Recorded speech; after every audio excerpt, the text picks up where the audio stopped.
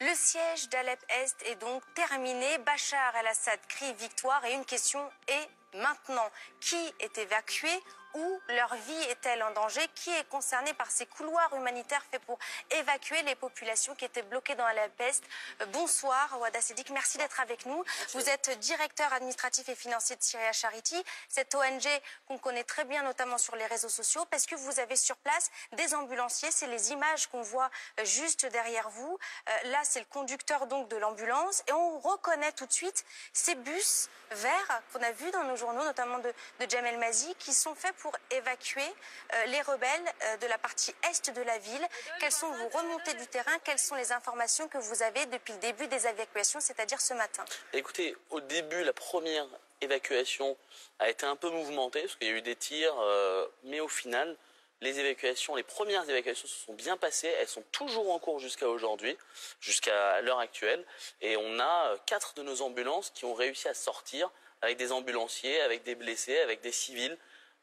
Et on en est très content. Alors excusez-moi, mais clairement ça veut dire quoi? Ce sont des ambulances, des ONG qui conduisent ces cars? Où est-ce qu'ils s'arrêtent? Y a-t-il des forces de l'ordre du gouvernement syrien? Y a-t-il la police russe qui les back-up? Comment ça se passe sur le terrain? Comment ça se passe sur le terrain? Donc il y a des bus qui sont accompagnés par le Croissant Rouge syrien qui effectivement évacue, donc par exemple nos ambulanciers avec des civils dans les bus ou dans les ambulances des différentes ONG pour les emmener d'Alep-Est jusqu'à la banlieue ouest d'Alep.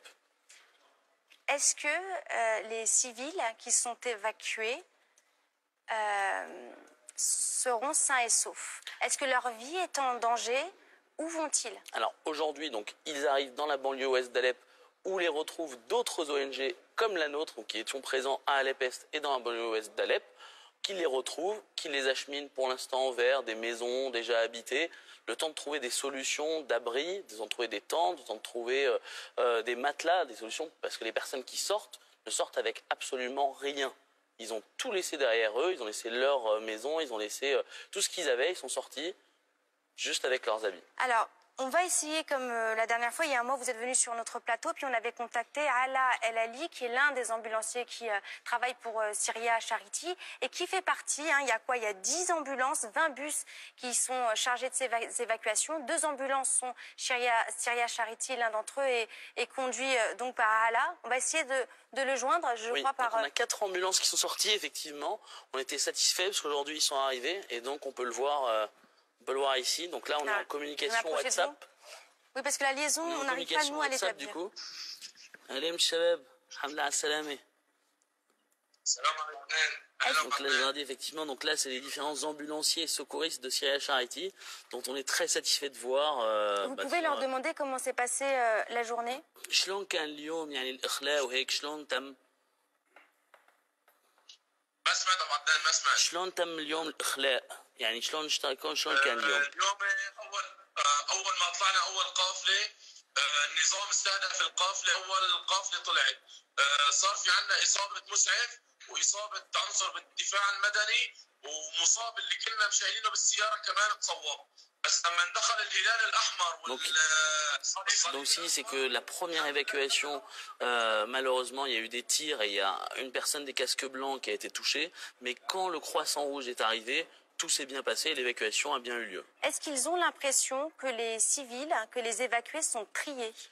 هل انتم بالنسبه لكم يعني الناس اللي عم تطلع العالم العاديه يعني عم بخلوا الناس كلها تطلع ولا عم بشوفوا الناس بخلوهم ناس ما بخلوهم تطلع؟ لا كل الناس عم تطلع ما في على كيف البريد يضل والبريد يطلع ما في اي مشكله. Donc celui qui veut rester a le droit de rester, celui qui veut sortir a le droit de sortir. Donc il y a toujours des civils qui refusent de quitter les quartiers est d'Alep. بس في ناس يعني مواطنين بدهم يضلوا بحلب الشرقيه وما بدهم يطلعوا. Dans quel état d'esprit sont-ils?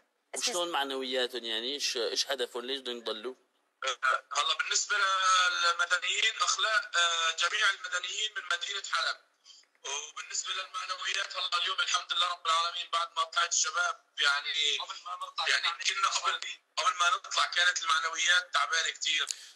Donc si c'est que les civils, de toute façon, ont tous envie de sortir, de quitter Alep-Est, et quand ils arrivent dans la banlieue ouest d'Alep, ils sont dans une euphorie, et aujourd'hui il nous dit que leur morale était à zéro avant de sortir, et quand ils sont arrivés à la banlieue ouest, là ils ont retrouvé le moral, et ils veulent continuer leur travail d'ambulancier dans la banlieue ouest d'Alep.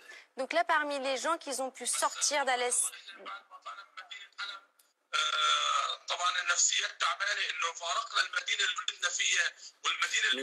il nous explique qu'il est quand même, ils sont tristes d'avoir quitté la ville d'Alep, puisque c'est là où ils sont nés, c'est là où ils ont vécu, c'est là où ils ont grandi, c'est là où ils ont travaillé. est-ce qu'ils ont peur pour leur avenir? يعني هلا أنتم خايفين على مستقبلكم؟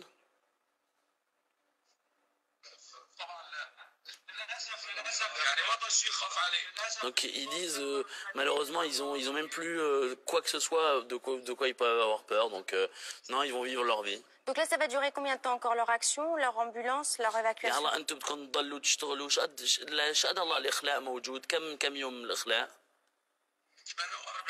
Donc là, il y a 48 heures où il faut vider entièrement la ville d'Alep, et donc ils sont là pour y travailler. Est-ce que le... Donc jusqu'à maintenant, il y a des sorties de blessés qui sont en cours actuellement, même jusqu'à l'heure actuelle.